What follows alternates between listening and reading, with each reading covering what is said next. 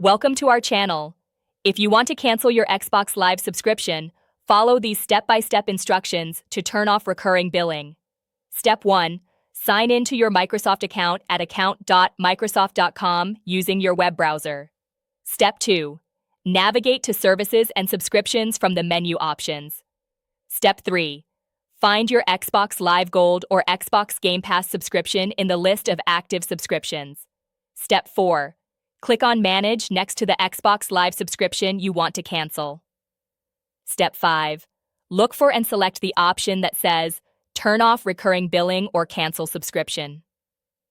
Step 6.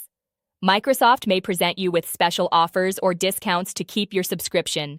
Review these offers or click Continue to cancel if you still want to proceed. Step 7. Confirm your cancellation decision by following any additional prompts or clicking Confirm cancellation. Step 8. You'll receive a confirmation email from Microsoft, and your Xbox Live access will continue until the end of your current billing period, after which the subscription will not renew and no further charges will be made to your payment method. Don't forget to like this video and subscribe to our channel.